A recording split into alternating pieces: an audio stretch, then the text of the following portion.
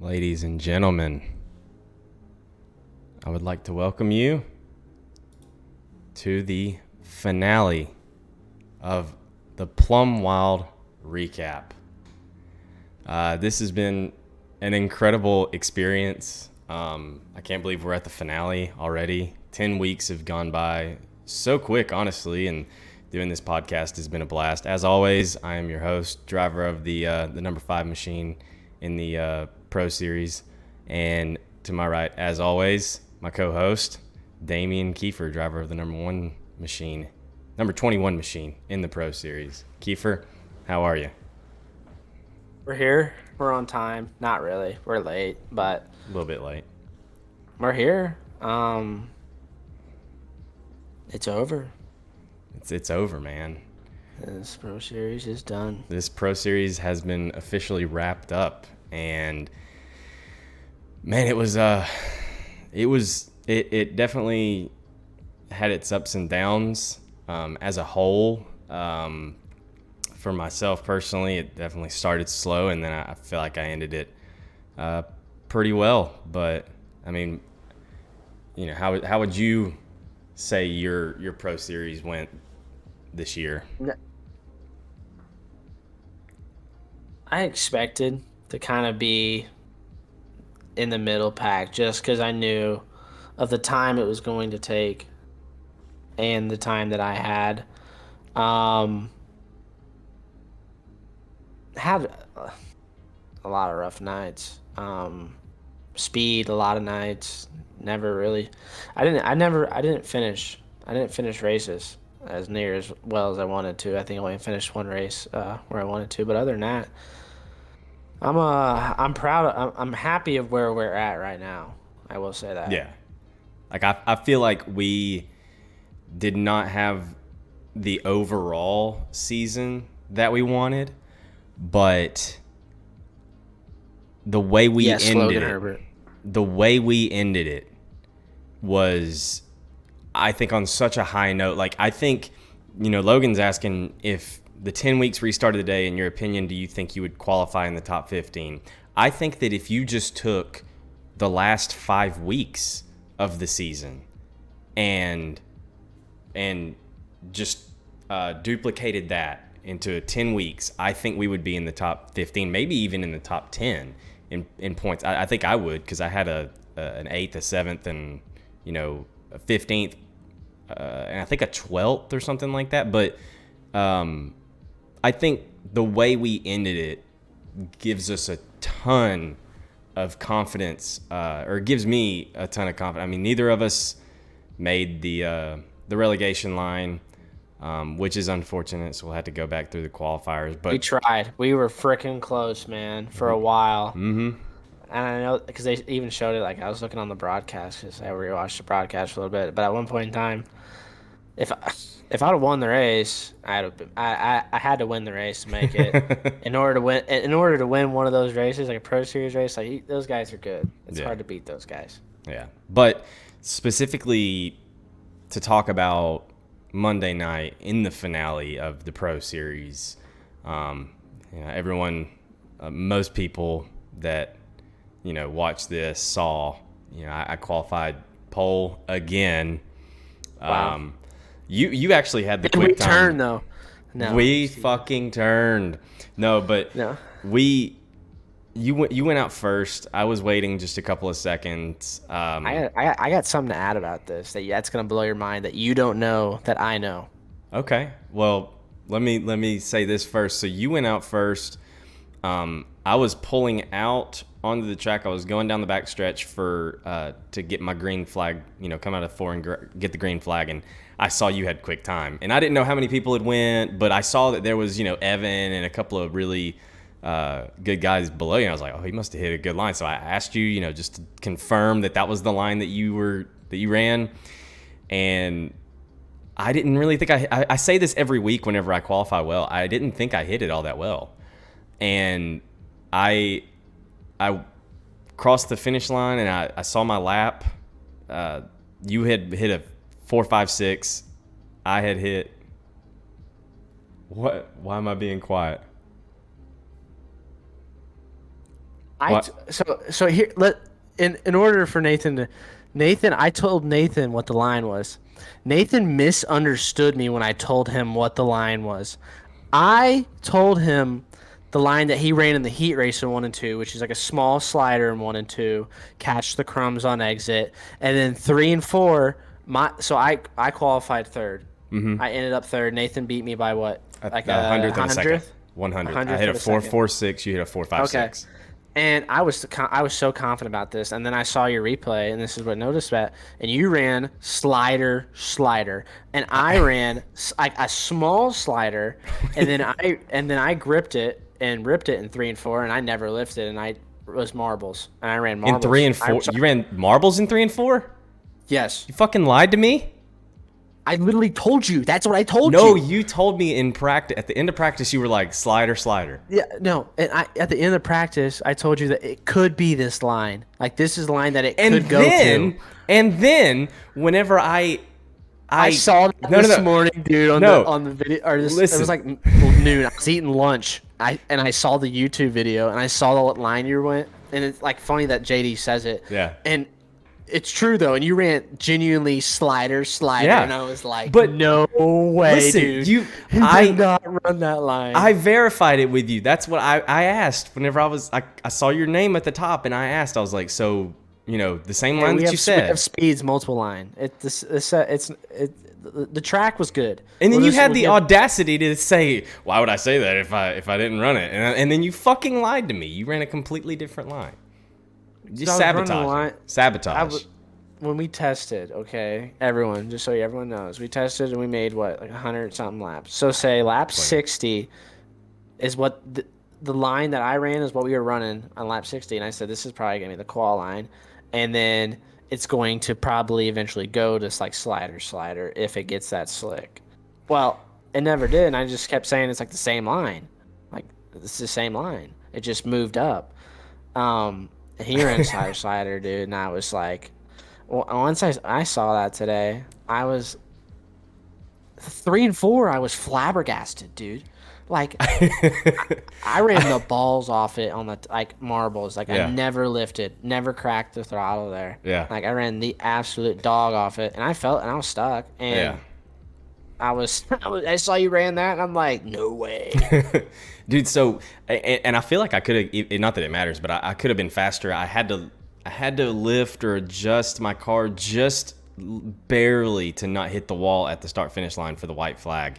But still, I can't believe that. That's breaking news to me. But yeah, so I ran a completely different. I was almost going to call it the wrong line, but clearly it wasn't. But yeah, so Tyler Hudson did a great job on the racetrack, the racing surface for qualifying, giving us 2 different lines there. We'll say that. yeah, for sure. I think we'll talk about that later as far as how the track wore. But so everyone knows and everyone remembers, and for those of you that don't, I this is not my first time qualifying pole. I qualified pole at Port Royal, and then We had he the rain won. out. Yeah, the rain out right before we rain were out. on the grid, and the Rained. virtual rain came. The rain was finally delivered by iRacing. No, but I pushed in 1 and 2 on lap 1 in that race at Port Royal in Heat 1. So like I didn't even make the feature at Port Royal. So in my mind, whenever I finally qualified pole again, and I knew I'm starting pole in Heat 1, I have a chance to, win this heat, and if not, like at least run top 2, 3. I mean, if I don't push it this time, and so that was my main goal, was to not fucking push, and thankfully, That was free. Thankfully, we got through it, turn 1 and 2 at least, and then from there it was just to me, everything became a blur. I told the stream this whenever I was live after the race was over, after the heat race was over, that the last time I had felt like that, where I was so nervous that I was literally just looking at the screen. The last time that I felt like that was the last 10 laps of the pro qualifier race that I won. I was just so nervous in that heat race about 4 laps in, about halfway, that like Yeah, because I you was just saw looking the at the name, screen. Yeah. Evan Seay. Yeah, I knew Evan was behind me. I also knew it was kind of hard to pass, so like really all I had to do was not fuck up. Like I was running such a big slider line that he would just have to get a monster run going into the corner to prevent me from running that slider. So all I had to do was just really not royally screw it up, and thankfully we did it, and we finally got that heat race interview, one of them interviews, and Yeah. I got to shout out. Well, this podcast was actually shouted out during the interview, which was really cool. I got to shout out you and Colin for all the help, and then I snuck in one final hi mom before they brought I me heard back that. in the booth. That was they definitely weren't expecting you to say hi, mom. They weren't, because they were already like preparing for the next heat race. Like they completely I heard it in the blew background. I heard hi, mom. I'm like, oh my god. Oh yeah. So that was heat 1. So that put me starting on the pole in the feature. You were in heat 3 because you qualified third, and tell us about how that one went. Me and Majulis had a hell of a battle there, and it was like lap 6, I think. We just started lap 6. We're going into 1 and 2, and I finally got under him. I had a run off 4 after I just diamond. Nathan thought I spun out. No. Well, I don't know about in the moment, but that run that you got from that line was insane. And it was a line that I tried like in practice earlier, and it worked. And it was kind of a goofy line. It kind of reminded me of like Kokomo. And I finally got a run under him. Went in the 1 and 2 there, and I cut the corner. I don't know what I was doing. I entered the corner on the bottom of the straightaway because I got excited. Yeah, that's what happened. Yeah, you didn't arc it enough. I was like, I finally got him beat, and then I didn't. So ended up second, which starting 7th in the feature wasn't terrible. Yeah. So that was our heat races. I want to go straight to the feature, but we can't skip that LCQ2 just to briefly mention how freaking wild LCQ2 was with it was Plum Wild. Yes. With Logan Herbert, I believe, like Buchanan. Honeycutt. Buchanan. Maybe Hardy, maybe. I know Kaysen was in there. I mean, that shit, if y'all haven't seen that, I can't get my PC won't allow me to pull up a replay of it anymore without lagging, but if you missed it, please, for the love of God, go back and rewatch that LCQ. That was the wildest LCQ that I've ever seen, and they put on one hell of a show. I was rooting for Logan to make it, and yeah, the Consi. I was rooting for Logan to make it, and I think he had it, but I think we talked about, like, on the last lap, 3 and 4, he went too high for. He entered on the top. He knew they were going to try to slot him, and he enters way too high. He entered on the cushion. I'm like, oh no, here we go. Yeah, so that was Plum Wild, dude. So then we got the feature. I'm starting pole, son, and I got, was it JD on the outside, or it was Kendall on the outside. Kendall. Blake right behind me. And then, fourth on back. But for me, the set felt kind of loose going into 1 and 2. Immediately, Blake and Kendall are all over my ass. I messaged Blake. I watched it. Yeah, you watched it. You got excited. I wasn't necessarily excited. I went out and warm up, and I was like, this set feels kind of loose, but maybe it tightens up over time. And I just didn't have enough practice running that setup in the actual slick to really know how to drive it to its fullest potential like you were. But I messaged Blake after the race, I think it was yesterday, and I was like, man, you couldn't let me lead just one freaking lap, dude. Like, come on now. But he got around me. Kendall got around me. I was fading. But then whenever I moved up, like as soon as I was able to move up, Chase Barber had got by me. Dude, you had me stressed out. I'm sorry. You finally got around me. Stressed out. I'm sorry. Dude, I'm chat. All right, listen to this. I'll hurry it up so we can get Evan in here. But I'm riding behind him. Evan Seay's on my tail, and then I see Chase Barber coming, and Chase was I'm kind flying, of by the way. and I'm kind of holding up for Nathan because I'm thinking, all right, he's kind of pacing. He'll He's get up to learning the race speed. car. He's learning the race car. He's trying to figure it out. And I was like, all right. So then I moved up. This motherfucker moves up right in front of me, right on my nose. And I'm like, are you for real right now, dude? And then did I slide you? I don't know. You said something that Whatever. kind of I pissed me parked it on off, his but I was nose. I like, parked it on his nose. And I was like, I'm done. you said No, you got to get grow out a of my pair and way. fucking go, and I was like, all right, I'm sorry. Like, you go. I'm clearly struggling here. Go ahead. Like, Yeah, no. When I was trying to be, and I was trying to like just wait there behind you and just yeah, ride, but I was like, all right, it's time to go, sister. Hit the gas. yeah. But so I was fading. You were up there riding. Chase Barbara had just got around me. I think maybe one other person, and I was finally like, I'm just gonna go to the top. Like, I know I'm comfortable up there. I'm more comfortable at the top, and I thought like maybe if I ride around up there enough with my comfort, I could eventually learn the setup enough to where I could go somewhere else if I needed to. And fucking as soon as I go up there, I go up there in 1 and 2, go down the back stretch, run the It normal like middle happens. line in 3 and 4, exit 4, and then out of nowhere Pigs the are flying. C's part, and Evan Seay is sitting dead straight, Stop. like stopped right in front of me on the front straightaway, and I KO his ass, and that was basically my race right there. You got a little bit further than I A little did, bit further. a I little did, bit yeah. further. Yeah. And I ran third there for a while, and I got into a battle. Who was it? Let me think. Let me think. I'm trying to think. Kendall. Me and Kendall slid each other, and we were racing kind of hard. And on the restart, he was on the outside, and he like, I started third, and I went to like get under him because he was on On the that outside. And he restart ended right up, after Evans wreck. yeah, So that was whenever I and was still trying, and I was like, I'm broke, I might be shit here, and then y'all yeah, just all took off, and I was like, yeah, I'm gonna try to get out of everybody's way and here. he entered like lower, and I did not expect that, and I ended up just barely tapping him. But then me and him got into a little race, and I slid him and I goofed up just a hair and he got by me. Well, whenever he got by me, he gave enough separation and then Rumsey slid it in there.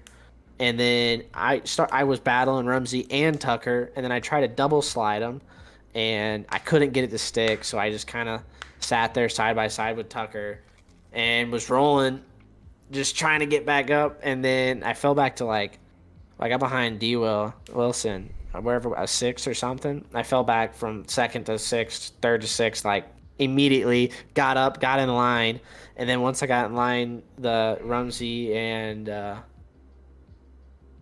Tucker deal happened on the back straightaway, and then we got kind of hit. And no spoiler, yeah, it was a bad day, But but we showed speed, and like I was like happy still, like, and I knew what the car that like, I enjoyed, like I felt really good, and then like especially right there, like, and I know I just got past, but I was like starting to come alive, right, and I was starting to feel myself, and the race car was getting good, yeah. and I was getting in my groove. I'm like, all right, we're about to start rolling.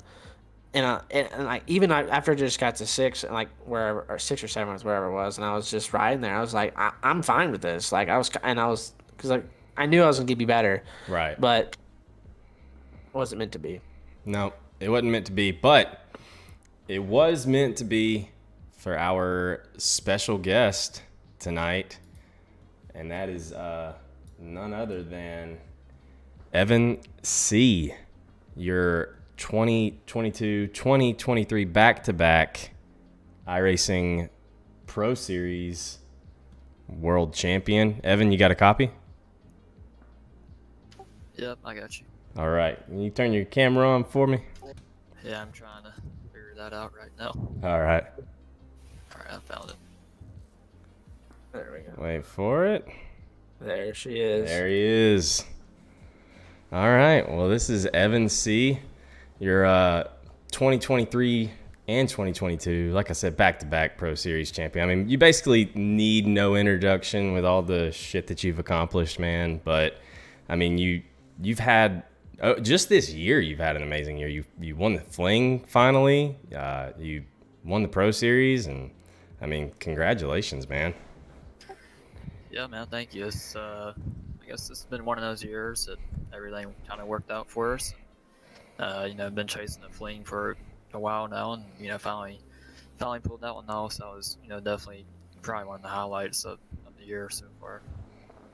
I definitely say, especially like the fling, and I know, and you've had some very, very close runs with the fling, and then to finally get the fling win, and I know there was controversy, and I know there always will be, There always is. but at the end of the day, you won the fling, and you finally got it done, and to me, that's the biggest race of the year. Like, I know the Pro Series is a big deal, but winning the fling is a pretty big deal.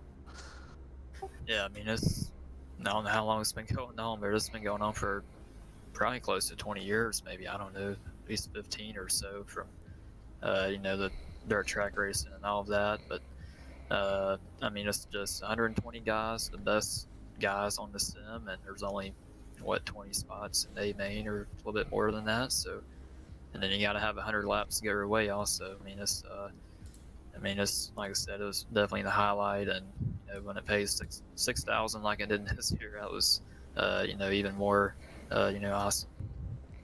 Yeah, So that's crazy. I'm curious, Evan. I've seen you racing for such a long time in the Pro Series and raced against you, well, in the same series as you last year and this year. But what just a general question, like when did your sim racing career start? In terms of just iRacing, kind of late 2018, maybe like around October. Uh, I was at Clemson at the time, and basically got a gaming laptop, and I needed one for college anyway, so I was like, well, might as well get one that can run iRacing and have some fun. I seen they had dirt in 2017 when they added it, and I was like, well, it'd be cool to do. Basically, before that, I was just playing like Gran Turismo or whatever on the console, and Hey, I've been Gran doing that. Turismo is a great game. GTA, Oh, yeah. baby. I've been doing that since I was literally like a little kid, so I already had the wheel and pedals and all that. So, got the laptop, downloaded iRacing, and kind of just started off in the late 2018, and that kind of led to where I'm at now. So you started in 20. You said 2018.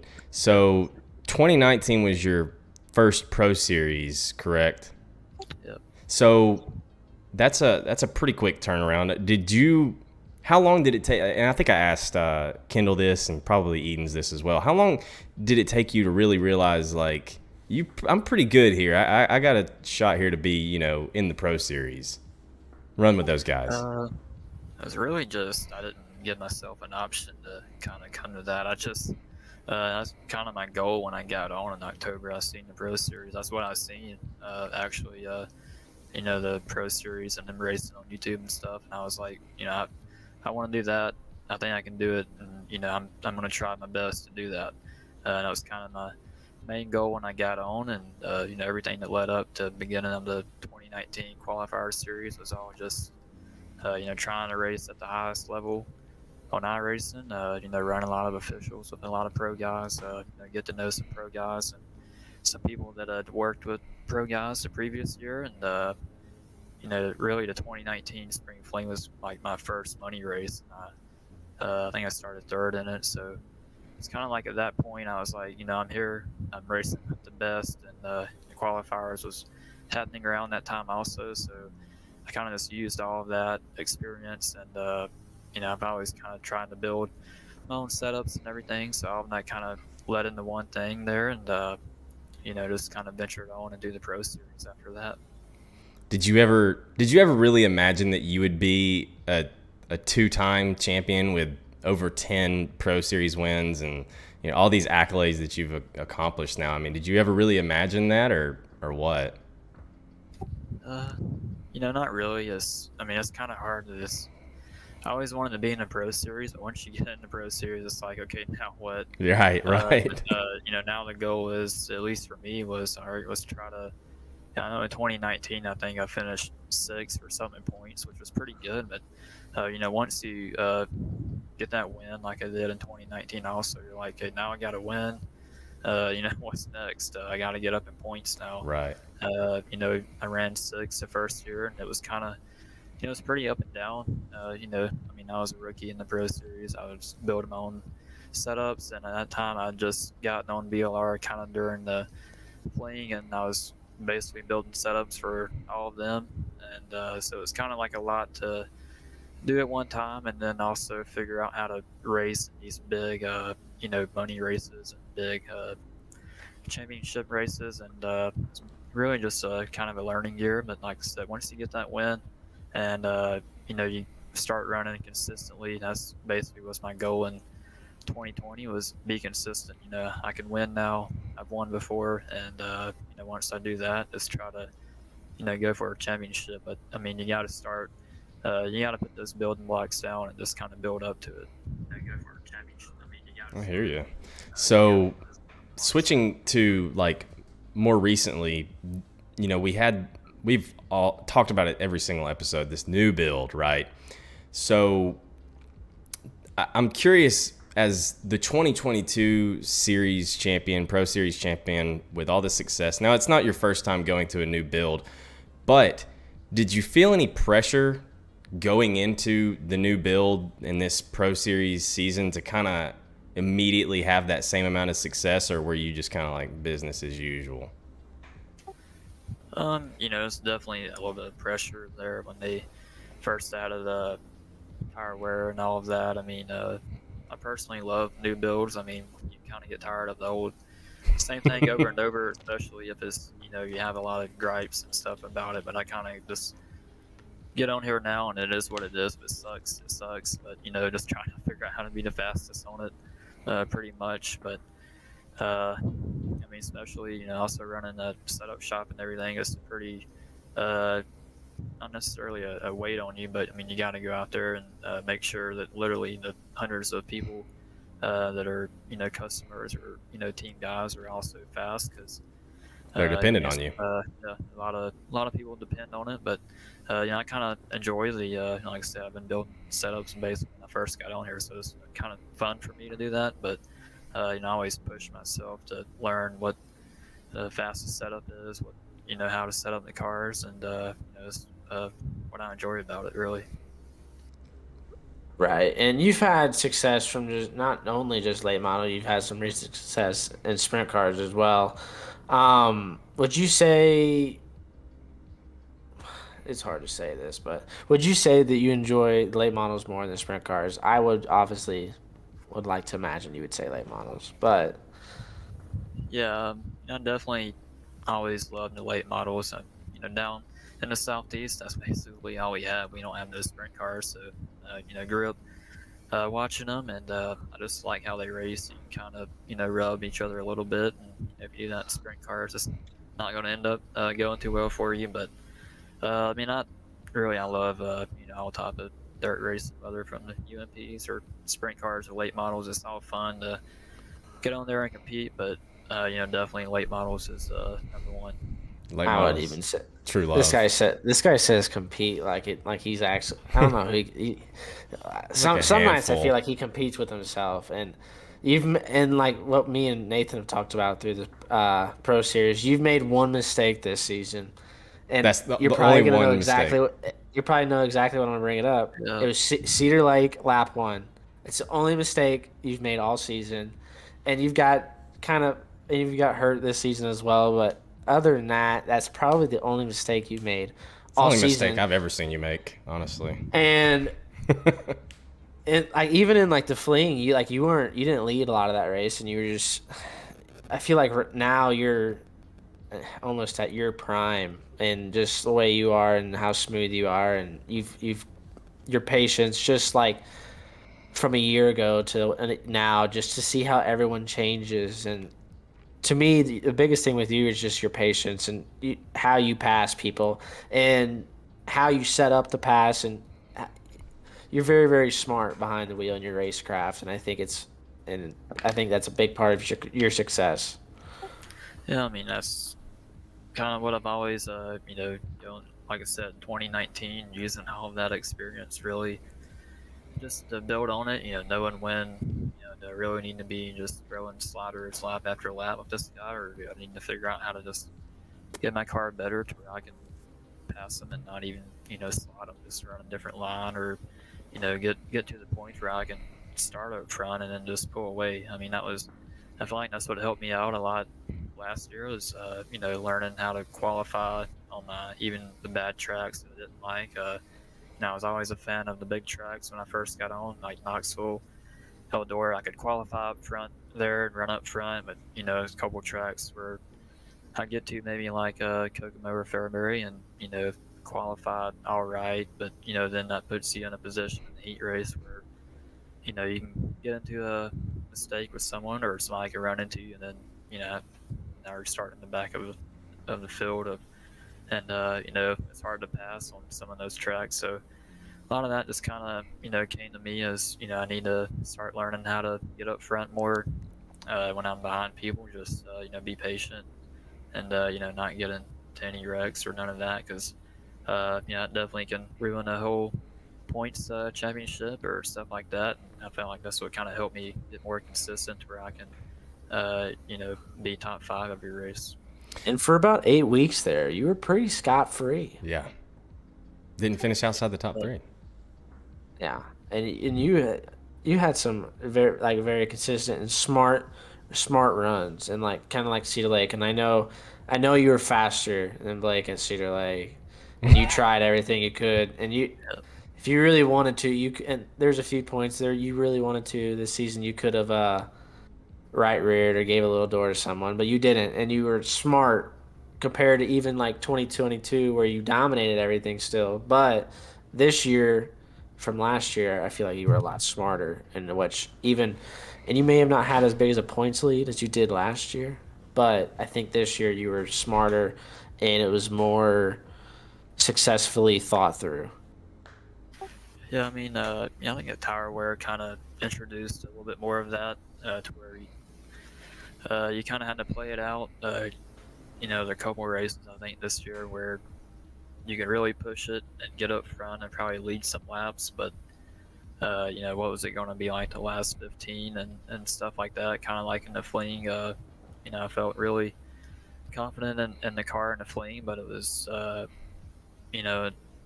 course they've changed the tire wear now, but before that it was, you can't push 100% every single lap. You just had to kind of run your race, and I feel like that's hard for a lot of people to figure out how to do, especially with the tire wear. But you probably hear my cat now meowing. I do hear that. It's a little bit different now since they've changed that, but definitely he's just being annoying now.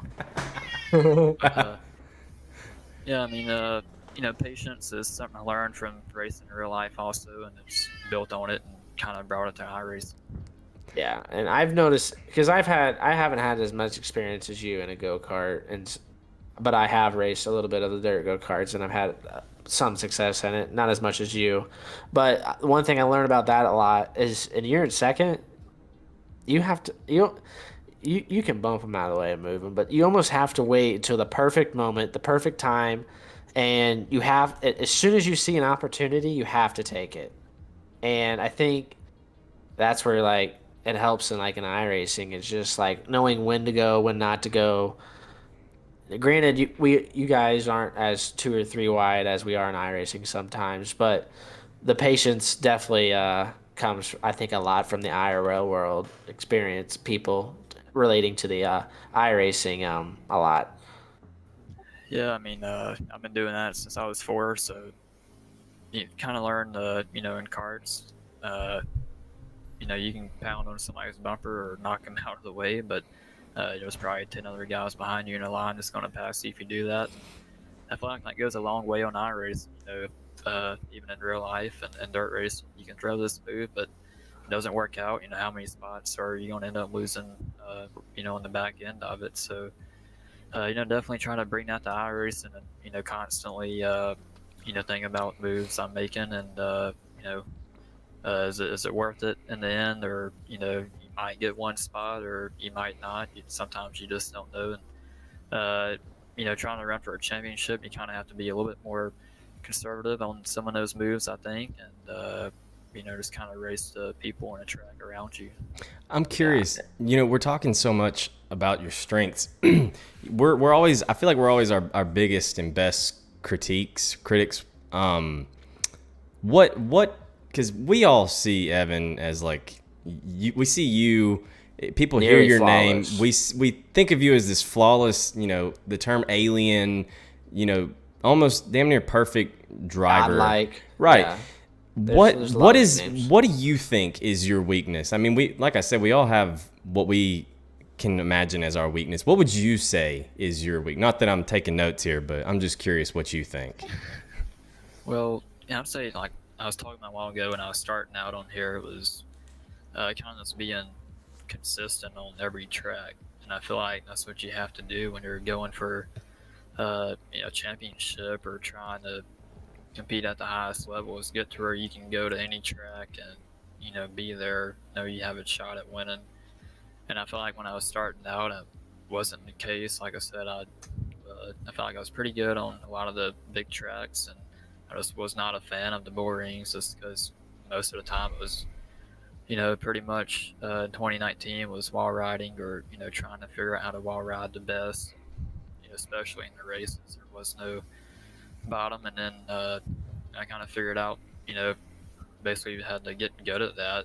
Wall riding was a huge part of iRacing for a long time there on a lot of tracks, and I just wasn't a fan of that. I just assumed run the bottom and middle and figure out how to be fast on that, but that wasn't an option on a lot of tracks. So kind of just learning how to be more versatile on a lot of tracks, and I felt like that's kind of led up to where I'm at now. And really, I just if I'm struggling in qualifying now, or I feel like I can do better in a race, I try to get on top of that, and solve that problem before any races now. I hear you. So let's go back, to Monday night. You were in a good spot in the feature, and then whatever that lap was, lap 14 or 15, that all transpired. I heard what you said over the mic. Not that it was anything bad, but I could tell you were frustrated. You said in the post race interview that That's the first time I've ever heard Evan Seay pop. Yeah. So like Evan, usually whenever you see the Evan Seay name pop up in chat, it's like, wow, or like it's like a simple gesture, but like you kind of Evan kept Seay going a little popped. bit. and like you're always like mellow, and it's the same attitude all the time. And there's nothing wrong, but like you broke, and I was like, oh no. And I know like how much this stuff means to like a lot of these guys, and especially you guys and your team, um and I hated it. I was like, and I called it last week in last week's podcast, and I said it. No, it makes sense, yeah.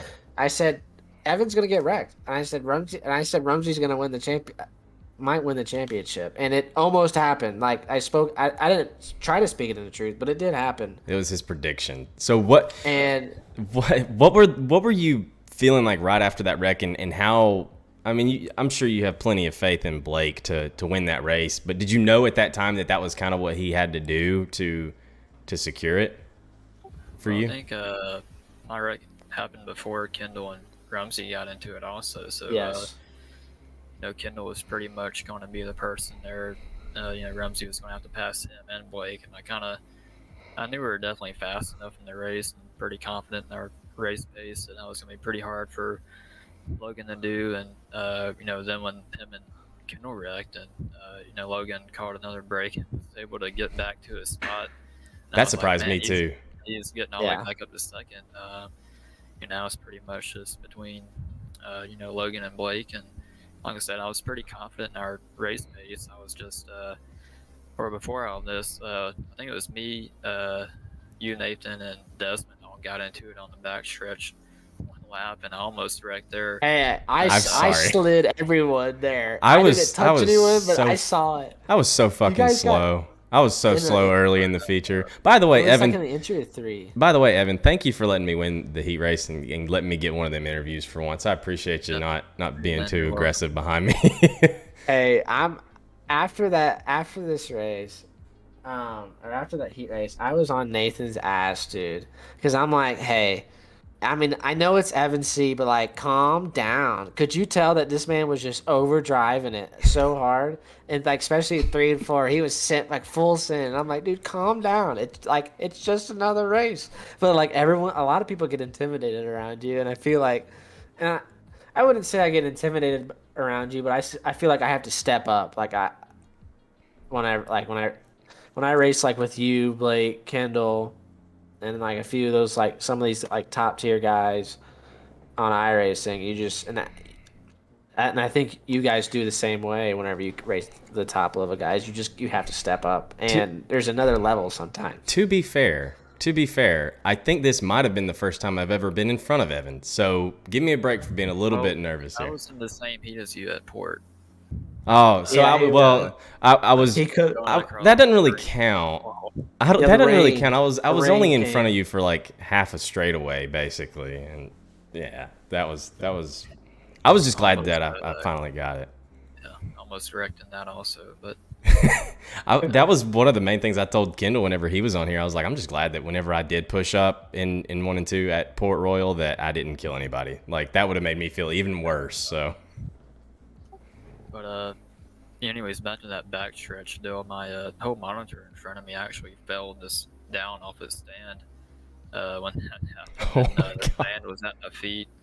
Luckily I was in VR, so I could kind of keep going, but I didn't know what had happened, and but yeah, my whole monitor fell down. So after I got wrecked, I couldn't actually move in Discord to go spot Blake, and I don't think he had no one spotting for him. So I was yelling at someone to move me so I could spot for him and help him out. There were some lines, but someone finally moved me. But yeah, it was pretty eventful race for me for the whole race. So, but yeah, I was just kind of glad my monitor fell that nothing else happened, and something unplugged or screwed me out there. But all worked out in the end, and it's definitely Blake's biggest fan those last 20 laps.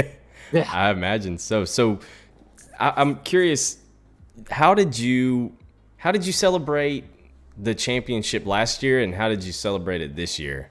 I mean, that's huge. I can imagine I'd be running around in my house like just Naked. jumping, yeah, naked, running around the neighborhood. Like I would be so pumped. How did you celebrate last year and this year?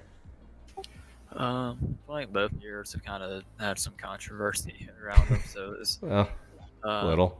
I mean, the first one was definitely a lot more special, but uh, going into the final race, I was basically a spectator of the final race of last year, just watching it in the stands. Yeah. So True. it's kind of The weird. They brought me excitement was on. probably better Yeah, this it year. was. Well, it was. I don't know if it was excitement this year, but it was, definitely pretty anxious watching those final laps. But I mean, it was.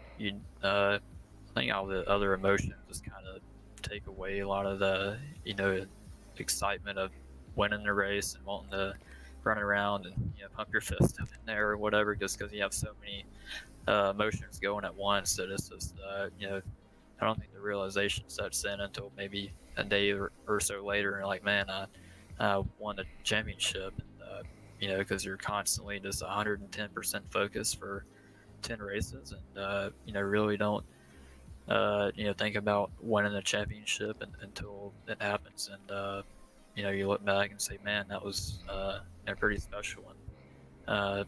Probably might not get a chance to do that again, but definitely try to enjoy it while it happens.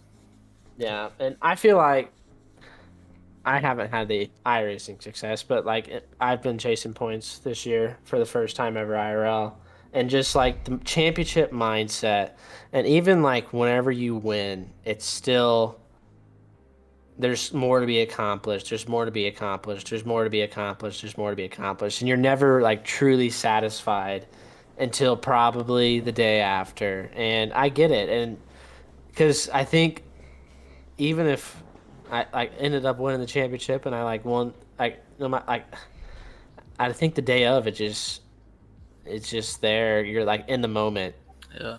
and it's kind of like the racing deal. Like even, and you've had some pretty big wins go kart wise and other cars, and winning's winning. But at the end of the day, I think you and I are kind of the same. We hate losing more than we love winning. Yeah, that's definitely the way way I am. Losing is basically what drives me To to go out win. there and try harder and win. I don't really when I lose, I'm not like, well, okay, let's see what happens next time. It's you got to figure out how to get better next time and win. And then when I win, is well, what I do, how to do the You did it keep like it going. And yeah, especially when you win a championship, you're already thinking about what's next. And especially in karts, I've won pretty three big championships, and when you get that first one, it's like it's on the next year now. And, going through that whole process and staying focused for in real life, most of the time this can be a whole year, and I feel like that's what makes a lot of people in real life. You see these guys that win Lucas championships or World of Outlaws are always 110% focused, and it's not until like the end of the year where it's like, man, finally did it, and you can kind of look back at it, and then it's back to the same thing again. yeah, and it's kind of like I grew up around the Bloomquist era. It's kind of like what Ricky Thornton's doing now. Like some years you just got that year, and some and like Bloomquist had multiple years. Davenport had multiple years. Moyer had multiple years where they were just dominant, and you they're 100% all the time. And I think like even like you can see like how Thornton reacts sometimes like after wins like there's always more. And Yeah, I think once at the you end get of the season, kind of like what Davenport did last year, at the end of the season seeing what he truly did is like the greatest accomplishment, not really necessarily during the moment but after the moment. Yeah, I mean, I think Ricky's won what 17 or 18 Just Lucas Yeah. races. races. Just Yeah, Just Lucas. I think he's Lucas, won like and 32 total though. you can tell he's all of his focus is on that final race because that's all that matters to them now is that final race at Eldora. He doesn't know what's going to happen, so you can't really set in and enjoy the success. I guess if you're him, you got to put all Yeah. your focus on that final race and figure out how to get better, and then got to figure out how to repeat that same consistency. So I'm curious. He's talking about real life dirt late model racing. I'm sure you get asked this all the time, but when are we going to see Evan Seay, the two-time iRacing late model champion, in a real late model? I mean, come on, you've banked a lot of money Or off even a of crate. just off of iRacing. When are we going to see you in a real late model, man? I know you Hey, got let's carts and just turn this everything. 10K. Let's find a roller. We'll get the hot tune. There's enough iRacing gurus that know enough about a real car to get you steamy. And I think because like I don't think I'm the greatest, and I know I'm not the greatest driver like IRL, and I think I'm good, but I know I'm not perfect. And I know a lot of it like came from like the iRacing, and I think and I tell like I remember telling Chris all the time, Fergie, like we need to get like these guys in real cars because I truly think a lot of these iRacing guys that are really good, like yourself, would have a lot of success. It kind of even like Hayden Cardwell, just the guys that are the top level racing. I think, and even like I've seen an asphalt road course, it all transfers, and I think you'd have success at it. Yeah, I mean, that's definitely trying to get those plans into the future. Maybe next year. There's a couple of things where I'm kind of just thinking about of what I can do to make that happen, and a couple of different routes I think I could take. But that'd definitely be awesome. It's definitely kind of a dream of mine, or even a goal of mine to get to that stage and in my racing career. And definitely, like I said, definitely I want to do that someday. So go ahead, Kiefer. Well, I don't know. Like, and I know a lot of people always like say, well, iRacing's not close. Driving a real car is a lot different. And I agree with them, but I don't. I think like cuz like on I like like you're one of the most consistent people ever, and that's like 80% of the people in an IRL car, like they're not consistent enough. And I feel like, and that's where I feel like I have a lot of success is where I'm consistent. I can hit the line that I want to hit almost every single lap the way I want to hit it. And you're like that as well. And you understand. And another battle is just like the racing of it and like how you race around people. A lot of people struggle with just like your side to side. Where's my right front? Where's my right rear? How close am I to this guy? Where can I lift? Where do I? And then, but then they'll say, well, the braking's not the same. And yes, you do use a brake, but once you get your car good, like my car, I'm very fortunate. My race car right now is very good, and I don't use as much brake. Neither do we, as we don't in iRacing. And I still truly think it's very, very similar. It's not Yeah, perfect, but I don't think you're ever going to get it perfect. and definitely, you can literally just go off a whole list of guys that I think you watch in the sim that have competed at the highest level and do it in real life also. I mean, there's a lot of you can go from Ricky Thornton. He was in the first Pro Series on iRacing in a late model, and look at him now. He's, I would say, Yeah. the top late model driver in the nation. So, Where would he be without uh, iRacing?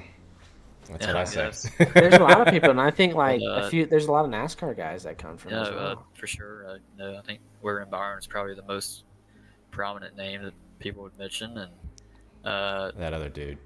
you even have if you want to go Martin to Truex Jr. He Oh, what's did. that other dude that was really good on asphalt? His name Tyler, right? Come on, I know. Ty Majeski. Ty Majeski. Majeski, yes, Yeah, he's another one. Yeah, yeah, that But dude's insane. I think you can look at even somebody like a F1 driver like Verstappen. I mean, he's Yeah, can he's a literally huge race. sim racer. He mm-hmm. can race with the absolute best on iRacing on road courses, and then go win an F1 race. And that's not, I wouldn't say easy to do at all. I've No, never did any road racing, that but dude's next level. uh, I could talk all day about Max Verstappen. That's like the icon. Like I truly think he'll become like I know it's a little sidetrack, but I think Max Verstappen will become the greatest driver of all time. Not F1 driver, but the greatest driver of all time because that dude's a wheel. We need to get him in a dirt late model and really see how good he is. I mean, come on, let's really test the skills there. maybe we can get a GoFundMe for it. Yeah, Try to pay for it. yeah. You could pitch in a little bit with all the money you've earned this year just Yeah. from iRacing. Yeah, I'm you could curious. buy the tires Yeah, for the weekend. one tire for the. I'm curious, Evan. We see Evan Seay on iRacing all the time. Not on iRacing all the time, but like I feel like that's all I ever see of you is iRacing and your real life racing with your kart. What does Evan Seay do out of iRacing and real racing? I mean, you said earlier that you played GTA a lot as a kid. I mean, what else do you do in your free time? I know you got to have something else, man. Um, Really, that's honestly about it. It's a sad life. I, I'm the same way, uh, dude. It's the racing or racing or racing. racing, maybe take a break from it every now and then when you feel like it's necessary. But Yeah. outside of iRacing, when I'm not on here, the whole week, a couple weeks before, really these past 2 weeks, I went to the World 100 and literally had no laps on this new build that whole week, and didn't get to turn any laps on Sunday. And then Monday was my first laps on it. And I was like, man, this is pretty different. When I spent some time on it, and then I've following week going to final race at Charlotte, I was up in Pennsylvania running for a national championship. So pretty much like I said, not iRacing. I'm doing something with real life racing, and it's kind of just what I've did, and been able to kind of start a business on iRacing also, and make a living at it. Really, That's really which really is cool. super cool to see. Yeah. Honestly, like stokes to you got, and like just to keep up with it and like to keep at it for as long as you guys have so far, and like we've had experience through it, and I've Nathan as well, and it's a lot of work, and you guys put in a lot of work, and I'm the same way. Like I feel like in racing, like everyone that's in racing, some way involved, like that's all you think about. Like this, it's like one of them sports that just consume you. Like Yeah. even if it's like online racing, like iRacing, like it could consume like just the racing aspect. And I feel like there's not like many games or like things that do that can put a chokehold on your life and just like because I've been at a racetrack every weekend, almost every weekend for my whole life, and I've been on iRacing now for a 3 few years. years, and I want to retire. I want to get out of it, but I don't. I want to still compete against the best, and that's probably what I'll end up doing. Is I'll probably still compete like to the Fling, the Pro Series, do all the top quality stuff. Qualifiers. You got to have the Yeah, I qualifiers gotta do the first, buddy. qualifiers this year. Qualifiers Damn, first, yeah. buddy. You didn't have to bring that up. Yeah, well, Um, Evan doesn't know but what that yeah, word so I'll do means. qualifier for the Pro Series again, but I kind of see like now like why like you Blake and some of like the alpha guys like why they don't race like officials or like and why you don't see like the big name guys racing like all the time like why are they so why how come they just get on and then they're just good like what's the deal and I just think and I like we talked about it with Jaeger last week once you reach a certain level on iRacing it's almost natural, but getting to the next level to like where you're at like you could start a month behind and still catch up and still be there the next day. But I don't know. It's hard for people to see because they think it's about the grind, but you've put your hours in, you've put your time in prior, and you've got enough hours and knowledge on iRacing.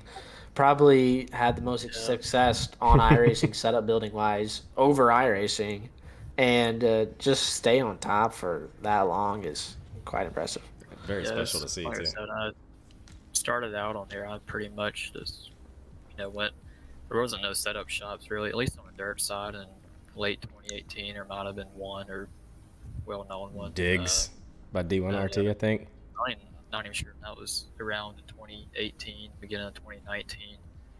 Uh, so basically, if you wanted to be good, everybody in the Pro Series knew a little bit about building setups, and I feel like that's not really the case now. You just have really a handful of guys that can build setups, and maybe even a handful that can at least adjust on them, and then the rest of the field just doesn't know Don't anything about them. That's me. don't include Uh, Nathan. Yeah, Yeah, I'm not. there Look, you go. which I'm a, Nathan's the other 10. I'm gonna send it to, I'm gonna send it to me, and I'm gonna run it kind of guy. You know what I mean? Like that's that's me.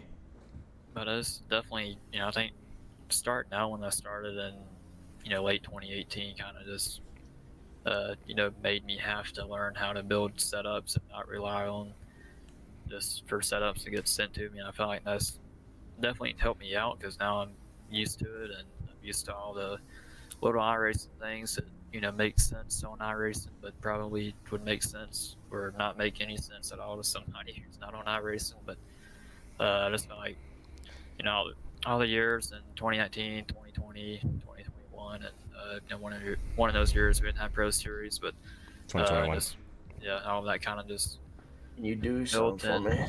built, and it's kind of what got me to where I'm at now. Well, hell yeah, Evan. Kiefer, you have anything else for Evan here?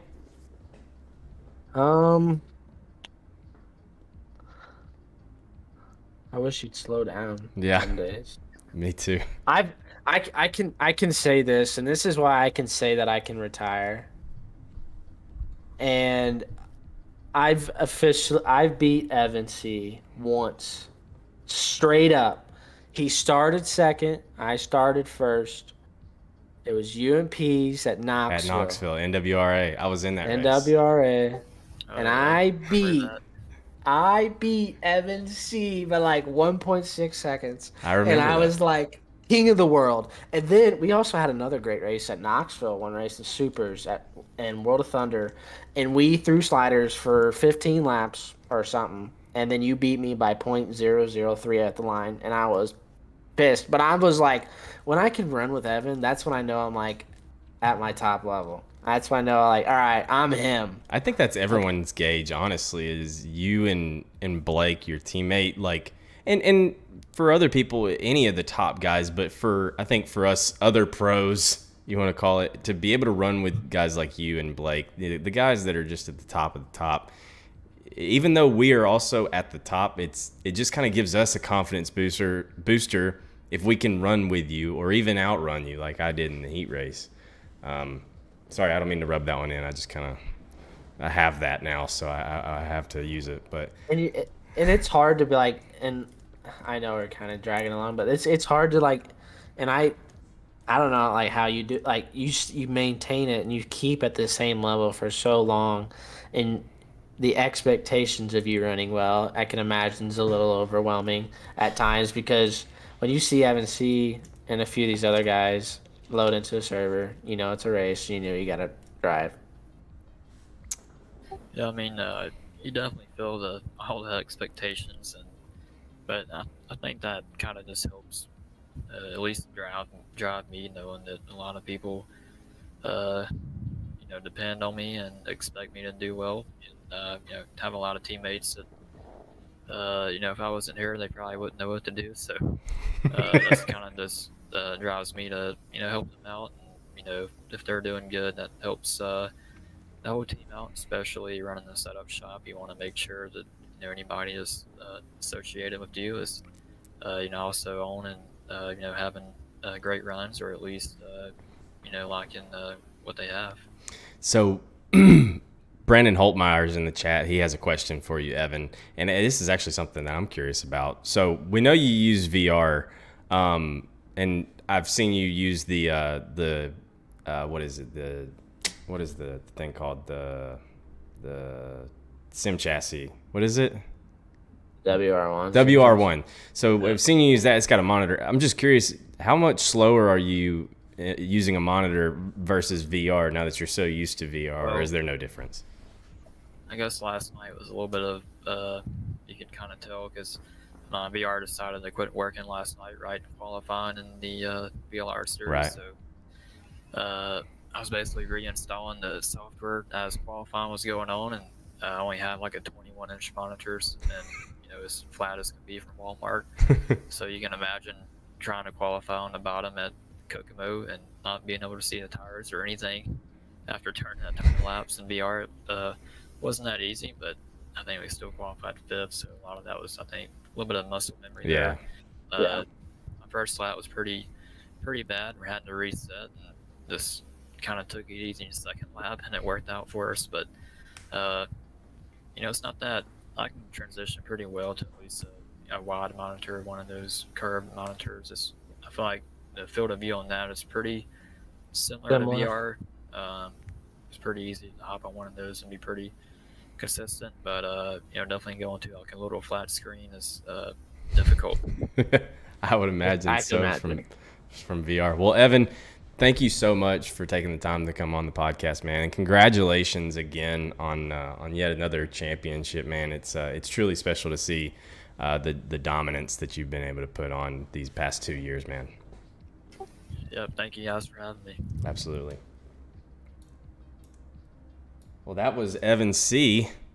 Now, chat, if he's in here, we're gonna go right to Colin Bocus. Here he is. Colin, thanks for joining us. You are a surprise special guest. Surprise. For the finale, it's this is the last episode, at least of this version of the podcast, and I think it's only fitting. It's only fitting to bring in the guy who really, I think, helped us turn our season around. Yeah. Thanks for having me again. I kind of just worked out where I had to go into work early because I work weird hours. So getting out in time, and I know you had talked before, and you guys said something about the finale. So I was like, hey, man, like I can get in if Evan doesn't take up enough time or whatever. And you're like, yeah, let's get him on. So yeah, I mean, I don't think we ever prefaced like how this all came about, right? And I think it's a good story to tell. Go for it. When? So I created the group chat on Facebook, and it said heads out of asses.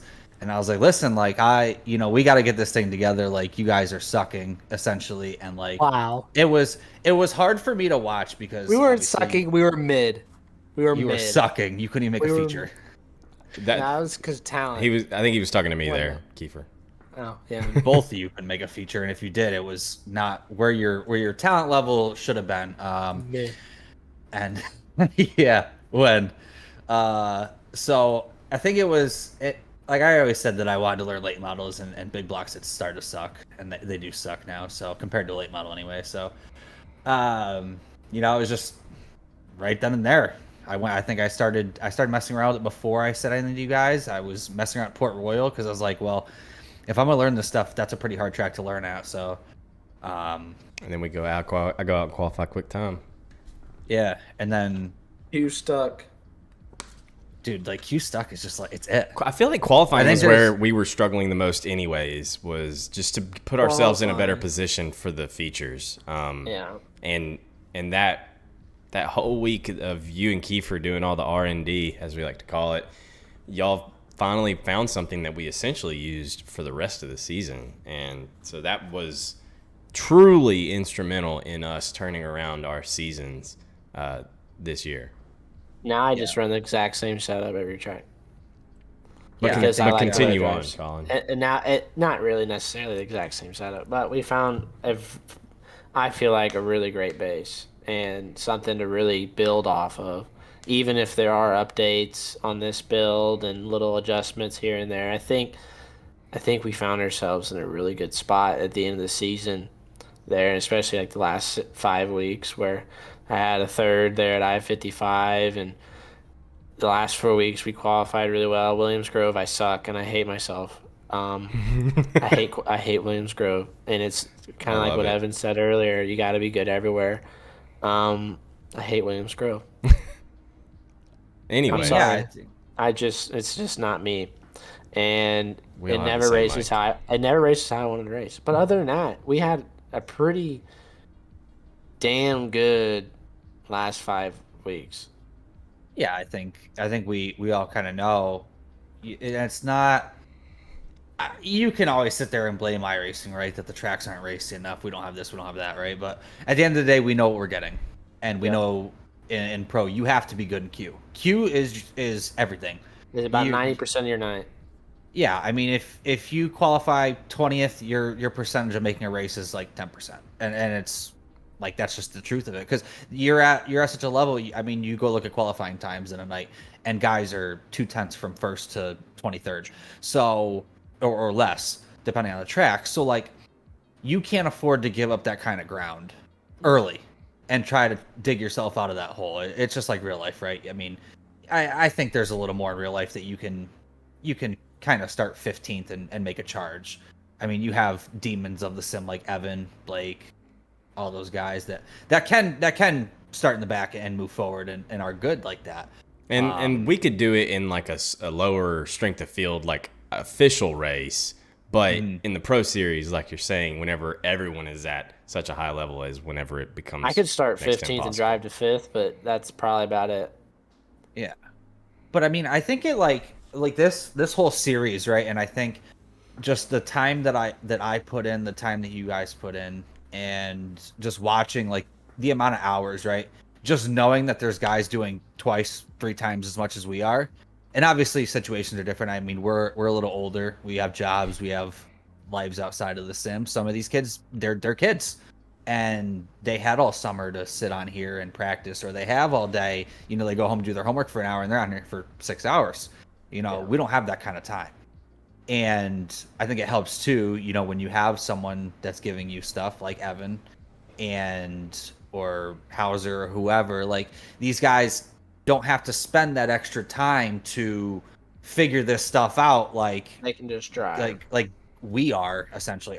Nathan has said that he's just a driver, and he tries to learn here and there. So I give him credit there. But like, you're trying to do all this stuff, and you know, I guess it's like a stubborn part of me that I don't want to go into a session and show people what I have, because if I have something, I don't want them to see it.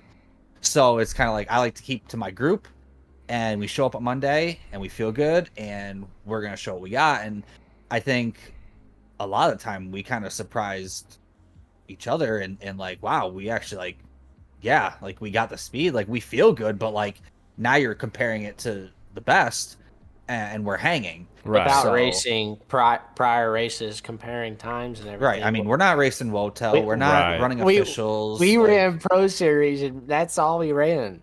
Basically, I mean, that I was- really is it. Like That's I would, all I I ran. would run some all officials I- just for content, but even officials aren't as stacked as they have been before, and usually the times that I run them aren't very stacked. So like we really, like you're saying, Colin, we really had no idea where we stacked up against everyone else.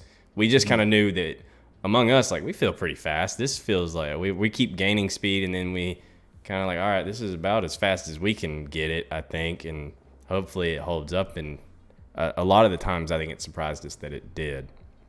Well, I think early Yeah. it did, and then we were kind of like, okay, now we know we got it. We just got to kind of perfect it for this track or whatever. I mean, I think the biggest problem all year was the glimpses are good, right? Like it's a confidence boost, like you qualifying on the pole twice, Damien getting a pole once. It's a morale boost that okay, I can hang, but can I hang throughout the whole night? And I think we had so many glimpses where we were like really good at one part, good enough to hang in the other, and bad in another. I call it bad because if we felt we had it, like there was weeks that we felt really, really good and just, we qualified bad, like Knoxville. Like Knoxville, we were like, man, we got speed, like we're good.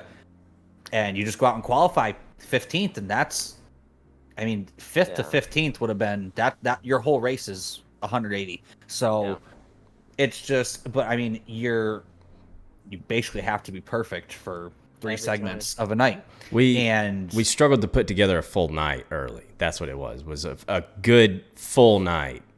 We could be good in certain times, but we kind of, at least I felt like that.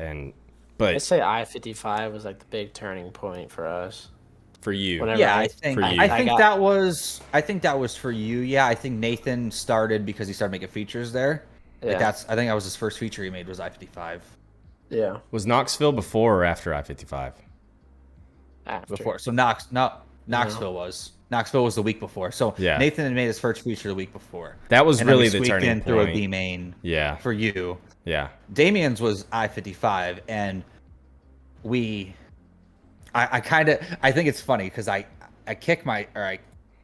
not gonna shit on him because of things, but when we came out of I-55 week, and Damien was obviously thrilled. He got his top 3. I said, do not ride the wave of what we ran there because it's not gonna be it. Like, and it's just, I guess it comes back to like real racing, right? Like you can go somewhere and try something, it'll work, but it doesn't mean it's gonna work everywhere. Right. And that's why I've always been like so stuck to base, right? Like we had that base that we got at I-55. Like Q, we didn't touch at all. I-55, I think, was the only place you guys ran anything other than essentially Q stuck. Yeah. But it worked. So It was weird. I found something and it worked. yeah, and it worked there. And I mean, you were like, all right, yeah, I'm good. Like I'm good in officials, and that's where like I hate comparing it to that because we're not going to be on anything like an official, right? I mean, it's just you're getting it ran in so much different. The way that they set the tracks up are different. And we just kind of like, but that was like something where I had to like, I guess, let you like see that wasn't it. And it wasn't anything that I think I'm smarter or I'm better. I or think anything it was like that. Williams Grove whenever I was like, yeah, this ain't it. I think that was the week. Because what you did was good for like a high banking track, but I knew at a flat track like you were going to struggle because you have to have so much power down to the ground. And you had side bite, that was not there, but we kind of learned early that this build is all about drive off. Yeah. And that's where I felt it lacked a little bit, especially when it started to slick off. And so I mean that was a down week, but I think a lot of it was just the lack of patience, at least for you anyway. And you know that, and I don't have to gripe on it, but there was, I think the end of the season for you looks a little different. I think Nathan got what he needed out of it to put himself back in a better morale that, okay, yeah, I can hang, I belong, Yeah. You knew you belonged, and I think a lot of it too was just like trying to understand how to save before the update was hard. Like you're trying to balance how, like, where you start, how hard can I push before I roast my shit and I'm 4/10 off. Mm-hmm. So like I can only do it in practice. So like I can't gripe on it because I wasn't doing it. But like it's hard. It was hard to balance that, especially with the little bit of time that we had to put on. And Besides our well, practices. I-55 was the first week I had patience and I figured it out. And I figured out the patience part of just like riding on like the tire wear and stuff. And I struggled with that a lot. And I just wanted to be full tilt all the time just because I wanted to pass them and I wanted to get by them. But it wasn't about that. And I Yeah. regretted a lot of stuff that I did early in the season. But I also think too, because I think in that race, having Evan behind you helped because it kind of helped you pace your race, right? Yes. He gained a little bit. He was kind of you kind of ran the same line there. So you were kind of but you guys were running the same times. So that Yes. told me that you guys were saving equally in a sense. Yeah. He obviously just saved 5 laps later, and that was, it. You could have lost your tire. You could have hit that. I think it was like that 80% mark. I still think we have a shot winning that deal, dude. Like I still like if it. I think does, if you get around Chase there when they were yes, doing that, when you whenever and Kendall and Chase were doing the slider shit. well, yes, and if we would have got straight by Chase, kind of like I thought we should have, and we would have been able to race Kendall, I think we win the race, but that's not the case. But also, again, I think we wasted a little bit too much because those 5 laps. Whenever I did tell you, I said it's go time. Should have waited probably 2 or 3 more laps. But I think again too, because we had a second setup for our heat race, and it was just one of those times where you picked the wrong one, and you got out of the line once, and Caden gets by, and I think that race looks a whole lot different. You start on the pin, so yeah, it comes back to that perfection thing. You have to be so goddamn good. From the moment you touch the track for qualifying to lap 51, and not practice because we were like warm up kings beginning of the year. We were warm up and practice kings. I mean, we were quick time all the time, but we never saw the result. Yeah, we were all the time. I was always like top of the boards. I was. Yeah, I always felt so slow in the mud. But now and like last week, like I don't even think I was close. Well, I didn't even get a really good lap, but like. At Charlotte, you talking about? Yeah. Yeah, at Charlotte, dude, I was like, I kind of like at times I was like 14th, I think, in practice. Pace? And then once the track slowed down a little bit, I was like, oh, we're here. Yeah. Like you said, Colin, I think it sucks because this year is almost like a mirror image of last year for me. Last year, I squeaked in. I got the provisional into the Pro Series. The Pro Series itself doesn't go how I want it to, but I ended on a good note at Charlotte. This is last year. I ran in the top 10 for a majority of the race, finished like 12th, but didn't make the relegation line. Well, this year I'm hoping it's different. And this year I do really well early in the qualifiers, and then the last 2 weeks I suck, and then I get in basically through the provisional again. And then the Pro Series is more the same. The first half wasn't as good as I was hoping for, and I don't make the relegation. First half this year was kind of my fault, and we didn't have the setup there, and I know I wasn't driving what I needed to drive like what I drive like now because I don't drive like what I did 5 weeks ago on iRacing, but yeah, I think the first 5 weeks were kind of we struggled. Yeah. We weren't on it.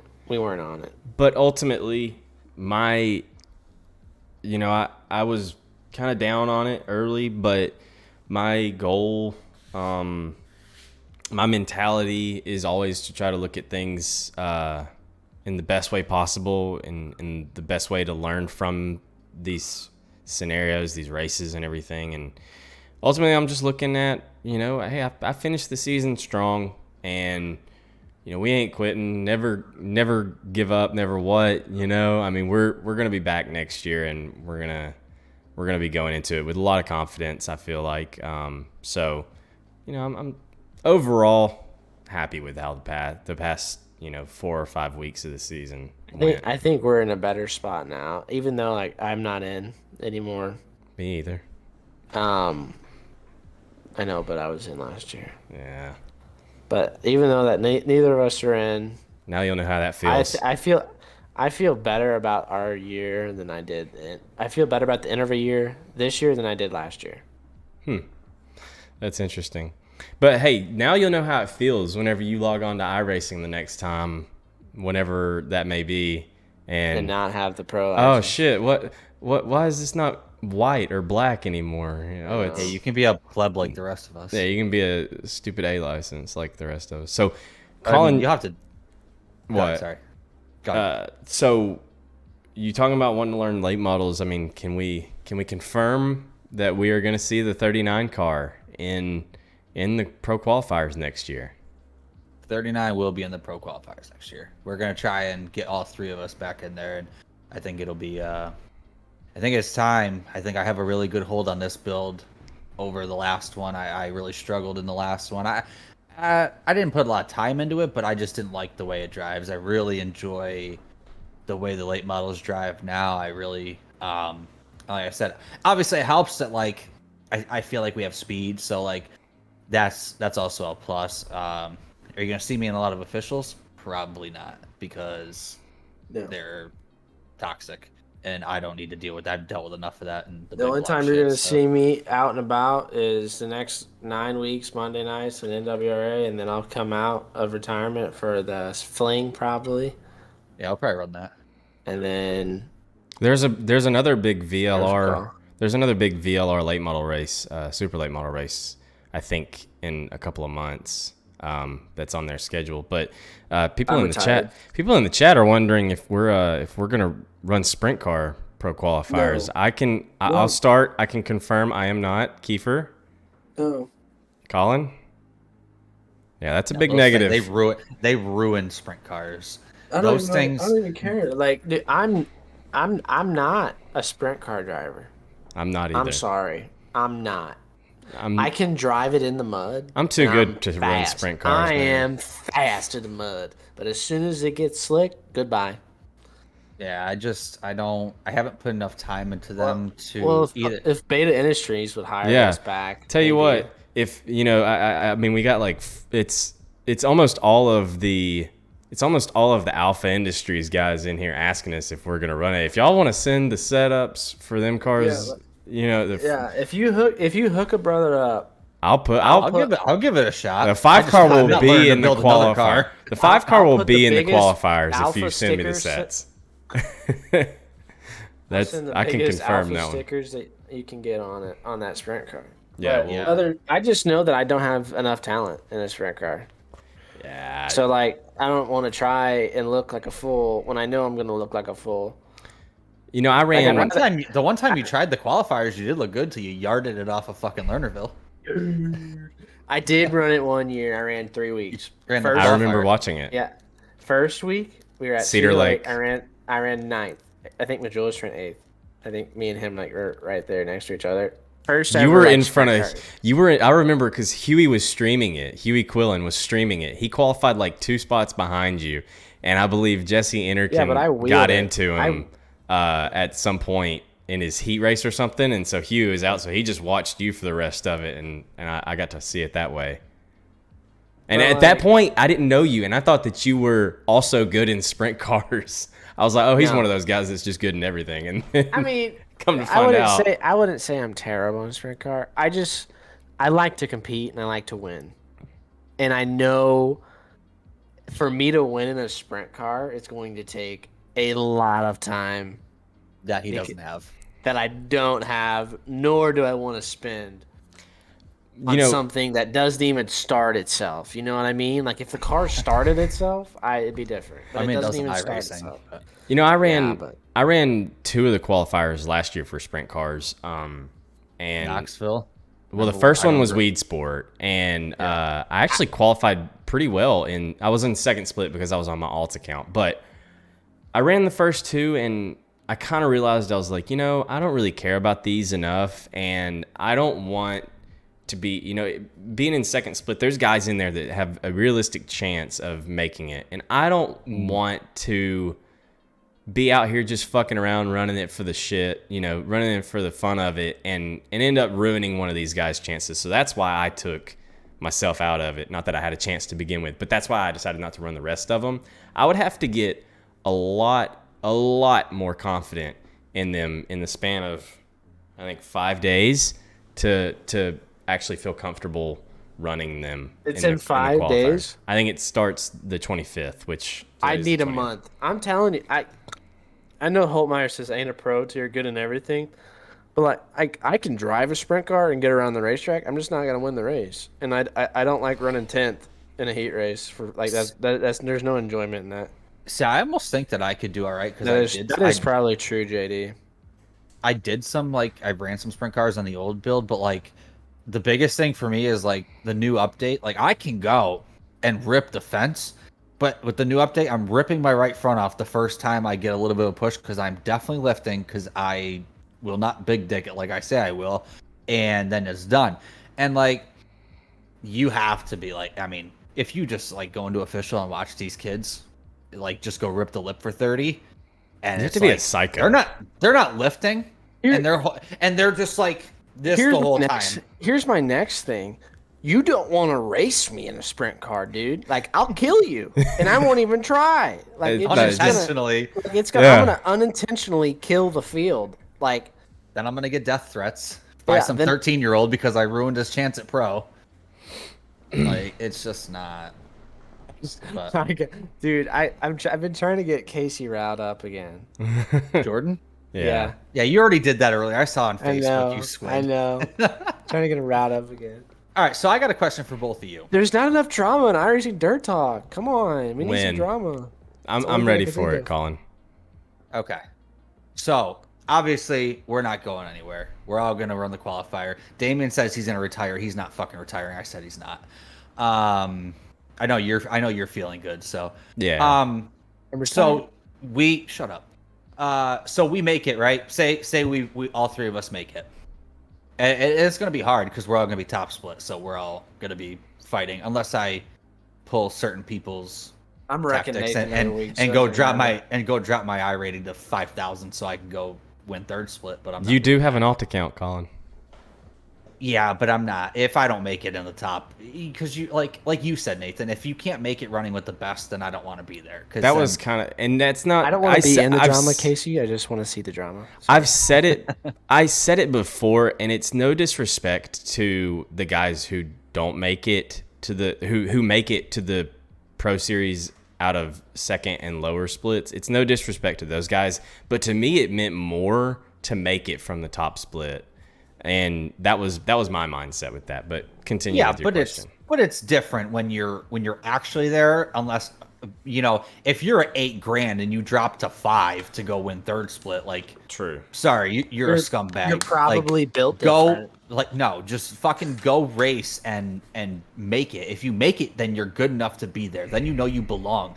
That's like a confidence thing, right? If I can go into top split and I can finish top 5 in 6 weeks and make the Pro Series finishing 4th in points and qualifiers, okay, then I belong. If I go and run top split and I can't finish better than 12th every week, then I don't belong. But I'm not going to tank my shit to get easy wins if I think I can go piss pound on the 4Ks. Like that's wild. So anyways, your question. That's what I'm going to do. No, you're not. You won't even touch an official. That's why I know you're lying. So say we all make it, right? What is the expectation for you guys coming out of this year? We kind of switched. We turned everything around. We got speed now. We can only work on it and get better, right? I think we can find more out of it. What's the expectation if you make it? I'll answer. I'll answer first. If I make it, just because of how these last 2 seasons went for me, I guess this isn't an expectation. It's more of just a goal. Is just to finish top 15 in the points, and the goal immediate goal in next year's Pro Series, if I make it, is to just start the season stronger. I mean, last season it took me 3 races to make my first feature race. This season it took me 5. Like, let's start stronger. And expectation-wise, it really depends on how this, now until the qualifiers go. If I'm still feeling like I'm one of the faster motherfuckers on this service, like I have felt like I am before, I don't see any reason expectation wise that I can't finish in the top 10 in points. If I can start the season strong and just build some momentum and just start it off good. That's my expectation. I would say I gotta win a race. You're there. We were close. That's a 55 goal. We were close. And That was gonna be the night, but I missed a heat race. yeah, I mean, it just comes down to being perfect. Yeah. And I think the big thing is, right, when you talk about top 10, Nathan, you look at some of the guys that did get top 10 in points, they didn't really have the most impressive series. They just made features and finished. Yep. Yeah. And because it was, we had weeks, we had one week where Blake didn't even make the feature, and that was like, we're all like, wow, like, he's a top 2 guy. Him and Evan are arguably top 2, right? So you're without a top 2 guy, it doesn't make a race. And it just shows you how that right there just shows you how crucial it is to be perfect from the start of the night to the finish. Anything can happen. Even those guys are not invincible and can not make a race. Yeah. But I mean, you look, I think my like one example would be like Mike Augustine. Like, he had one good finish. I think he had like a 4th. Other than that, he was just kind of, he kind of just floated in that top 10-ish area and finished top 10 in points. And just because he made features.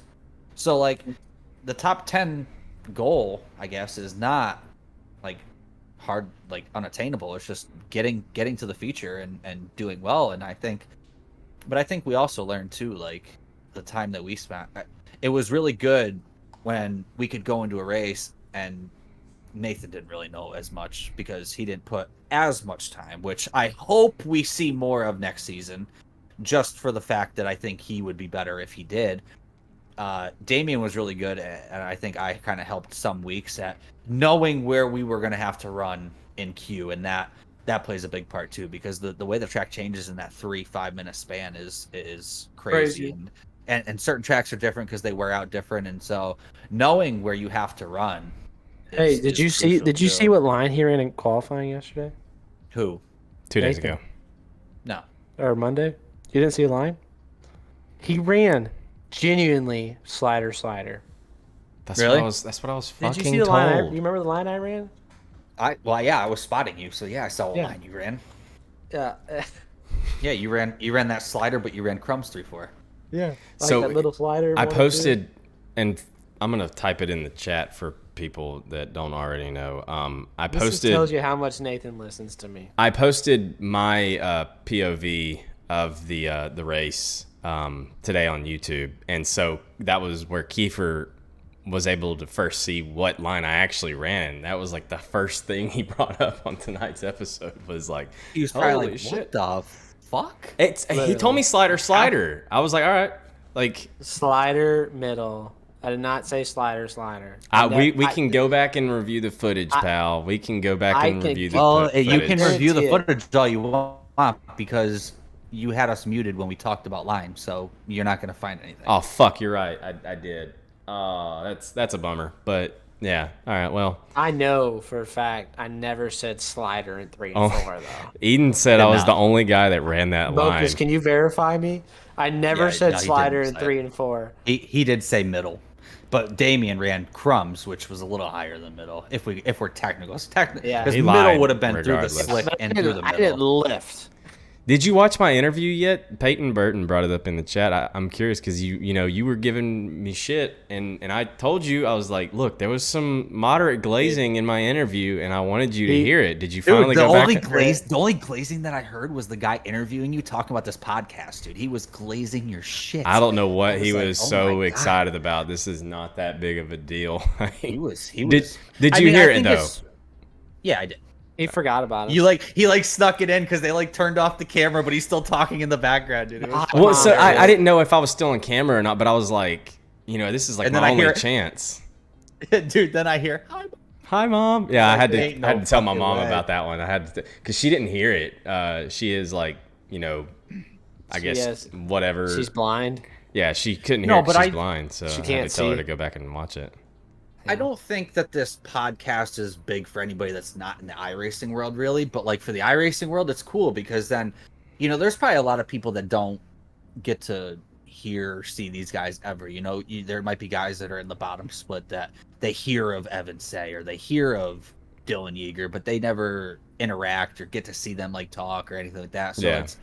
it's not a lot kind of of a content. cool way, right? So it's a cool way to get these guys out of the element of being in the zone, I guess, and just seeing that we're all human, right? And we're all, at the end of the day, it's toxic. Everybody's toxic as shit on here, and we've all been guilty of it. I'm guilty of it. Kiefer's guilty of it. You're guilty of it. So it's a cool way to show the other side, I guess, and that some of these guys that may have this arrogant ego or cocky or anything, that they're actually pretty decent people. So there's actually a really good question in chat, and someone asked the inverse of this, but I don't want to talk about the inverse of this question. The question that was asked in chat is, did anyone surprise you this season?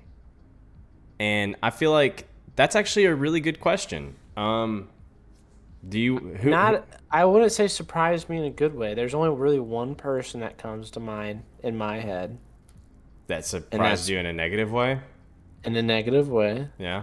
And it was Majulis. Yes, he did win 4 races for 5, whatever it was.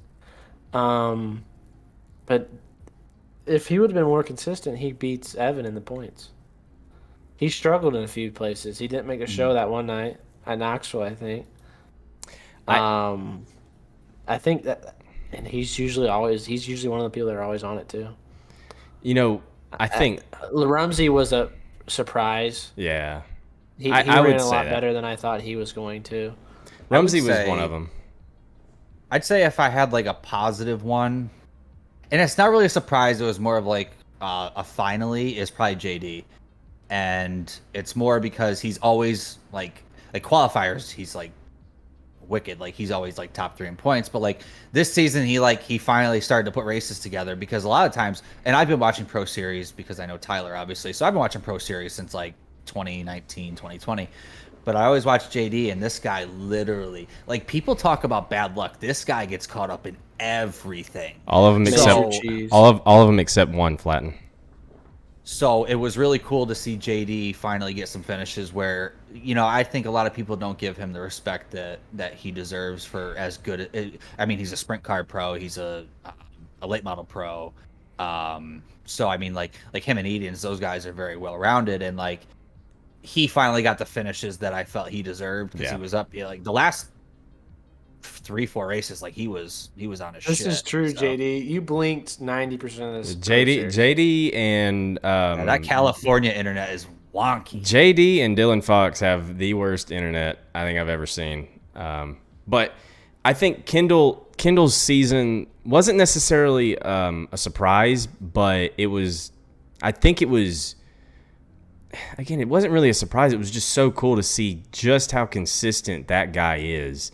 And to see him little time as he runs, right, and it was very cool, and especially after getting to talk to him and figure out what a nice guy he is on the podcast, it was really cool to see him get 2 wins this year. I think my legitimate answer, and it kind of sounds bad, but to be honest, Caden Honeycutt really surprised me.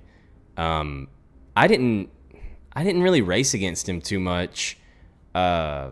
Before on the old build, leading up to the qualifiers, and I didn't know he was really all that good at dirt. I mean, I saw he had a good iRating, but nonetheless, he did good in the qualifiers, obviously made it in, and then did good in the Pro Series, and that kind of surprised me. Not that should be he an never insult, left but anything on the table either. Yeah, he was very, very aggressive. But I think smart, aggressive. One Sometimes it costed him, but yeah, a lot of times he was. It was.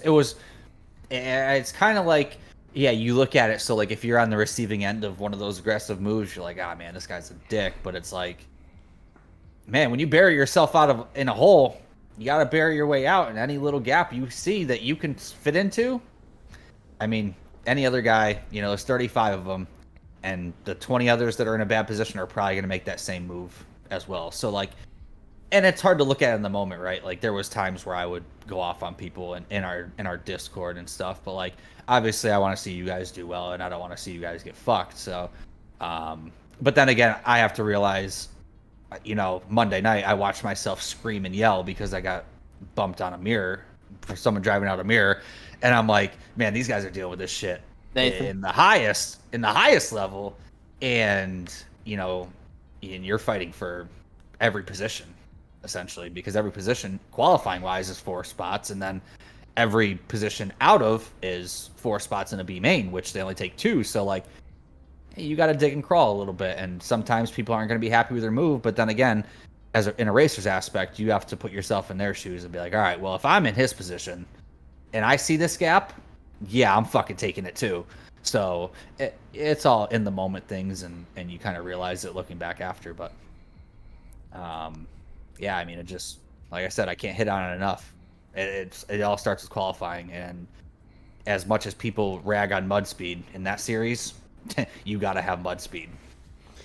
Yep, 100%. Well, I think that's about all that I've got, man. This, I just want to take a moment to thank everyone for all the support, all of the reception of this podcast. This podcast was just an idea that me and Kiefer came up with on a Friday night and did the first one the next morning or next day around lunchtime. Like it was just a random idea. Plan things, dude. Yeah, and the reception for this and the support has been incredible.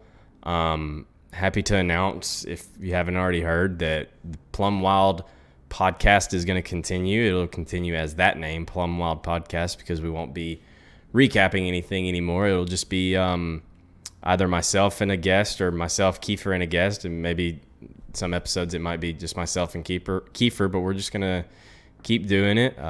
It'll be mainly more of an interview thing, kind of like what we've been doing these past 20, 30 minutes with Colin, where we're just talking and asking questions and stuff like that. But yeah, this has been really cool. Thank you all so much for the support. It's yeah, we might recap the Sprint Car Pro Qualifiers, and yeah, we can talk about it. We'll talk about it for sure. And the guests that we'll have on from here on out are now no longer going to be limited to Pro Series drivers. While they still might be a Pro Series driver, 1 week or whatever, they're not going to be entirely limited to Pro Series drivers, because there's plenty of guys that just aren't in Pro Series that are very, very good, or at that level. They're just not in Pro Series. So, but that's all I've got for this episode. Y'all got anything else? I gotta pee bad. Bocus, you got anything? Yeah, kind of to piggyback off what you said, just want to thank everybody for supporting you guys, because obviously I'm for you guys, so thank you for supporting these guys. And I see some people were like commenting in chat, go Kiefer, go Waddell. So it's cool to see, and I can't thank those guys enough. I think we've always, I've always been big on the support of people and never forgot the people that supported. And so big thanks to them, and thanks to you guys for kind of listening to me and getting our heads out of our asses. So it'll be fun to keep this going, and hopefully we do good in Pro Q in, what is it, 6 months, whenever May rolls around, because I think that's when it happens. So It'll be time to be back in the grindstone again. So for sure. Well, guys, thank you so much for watching 10 episodes of this, and yeah, we'll see y'all probably in a week or two with the Plum Wild podcast. Thanks for tuning in. Thanks again to Evan and Colin for coming on, and Kiefer as always. And we'll see y'all in the next one. I love you. thanks, guys.